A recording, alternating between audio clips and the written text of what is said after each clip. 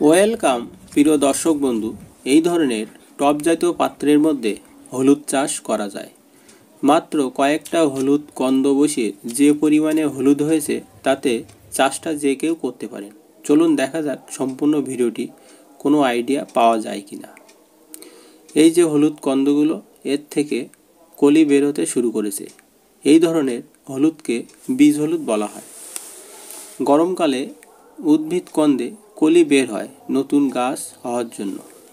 আমি এখানে যে মাটি নিয়েছি এটা সাধারণ মাটি, গোবর সার, শস্যের খোল গুঁড়ো ও NPK 10-26-26 সার ও কিছু মুগ ডালের খোসা।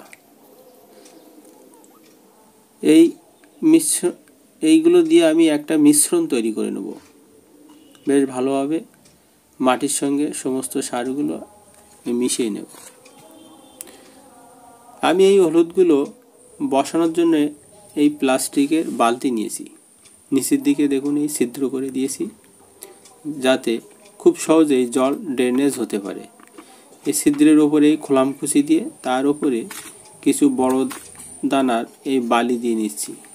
তার উপরে এই মুগ ডালের খোসাটা একটা লেয়ার তৈরি করে দিয়ে মাটি দিয়ে বালতিটা এবার ভরে দিচ্ছি। কিছু ছাই দিয়ে মাটির উপরে একটা লেয়ার তৈরি করে তার উপরে আমি হলুদগুলো বসিয়ে দেবো। আমি একটা পাত্রে 4টে হলুদ বসাবো। আমি এখানে মোট 2টো পাত্র নিয়েছি।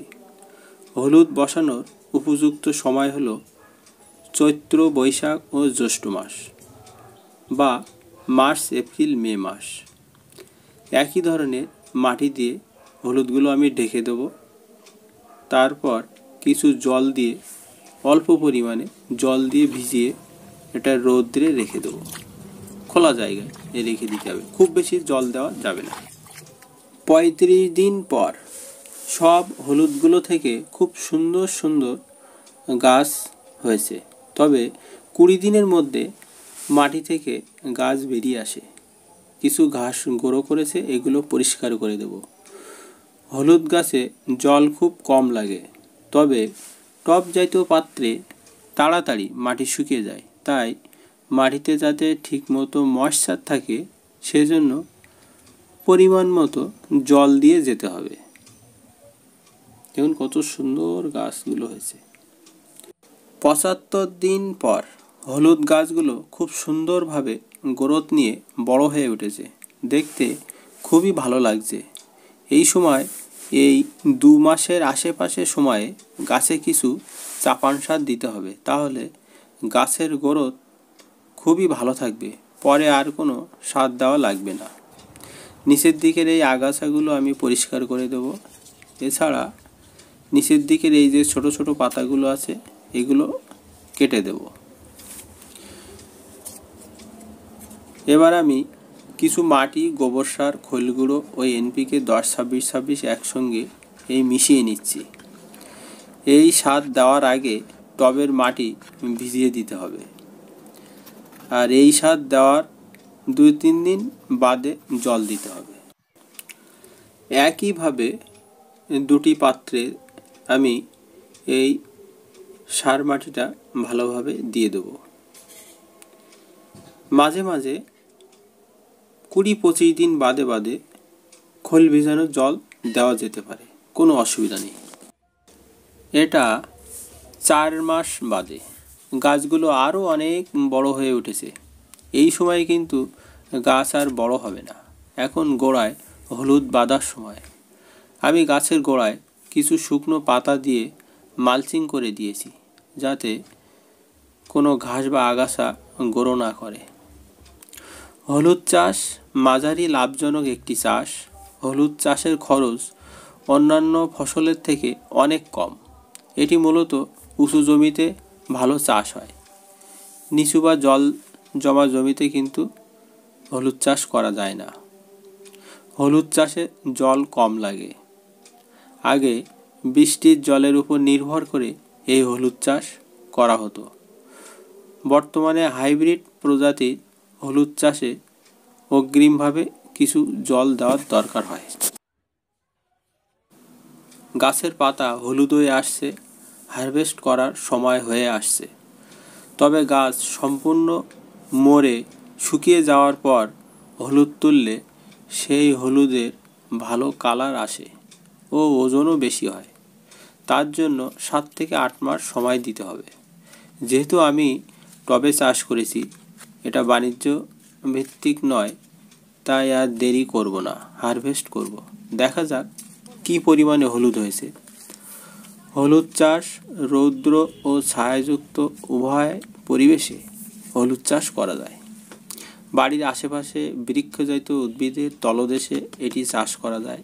ছাদ বাগানে টব, বাস্কেট, গ্রো ব্যাগ, বস্তা ইত্যাদি পাত্রে এই হলুদ চাষ করা যায়। বাড়িতে অল্প পরিমাণে 2-1টা পাত্রে হলুদ চাষ করা ভালো। কাঁচা হলুদ বাড়িতে অনেক কাজে লাগে। আমি এই প্রথম পাত্র থেকে হলুদ সংগ্রহ করছি। দেখে তো মনে হচ্ছে ভালো ফলন হয়েছে। আমি প্রত্যেক পাত্রে 4টি করে হলুদের কন্দ বসিয়েছিলাম। মাটি ছাড়িয়ে হলুদগুলো বের করব।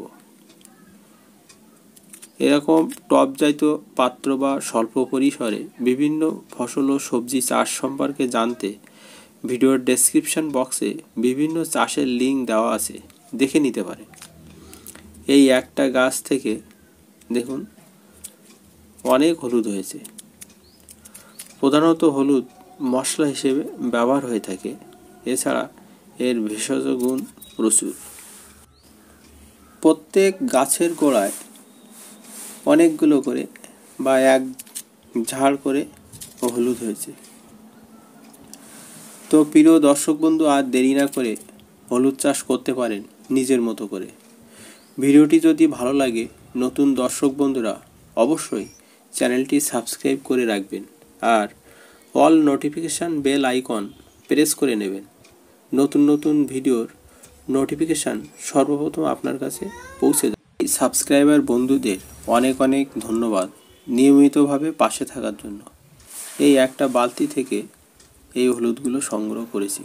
আমি এবার দ্বিতীয় বালতি থেকে একইভাবে হলুদগুলো সংগ্রহ করব। এই বালতির হলুদ সংগ্রহের সময় একটা আশ্চর্যজনক ঘটনা চোখে পড়ল। হলুদ গাছের যে শিকড় আছে তার অগ্রভাগে হলুদের মতো দেখতে, কিন্তু হলুদ নয়, এরকম কিছু জিনিস গ্রো করেছে। আমি এর আগে এরকম কিছু হয় জানতাম না। যদি কোনো দর্শক বন্ধু এ সম্পর্কে জানা থাকে, এটাকে কি বলে কমেন্ট করে জানাতে পারেন। আমি দেখুন এই প্রত্যেক শিকড়ের অগ্রভাগে এই যে হয়ে আছে, এই যে দেখুন আমি এই কেটে দেখাচ্ছি, ভেতরে সাদা ও লালাযুক্ত শ্বাস, হলুদ রঙের নয়, সাদা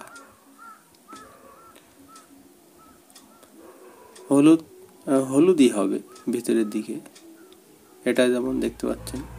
তাই এগুলো আমি কেটে বাদ দিয়ে দিচ্ছি। এখানে এই দুটো বালতি থেকে এই পরিমাণে হলুদ আমি পেয়েছি।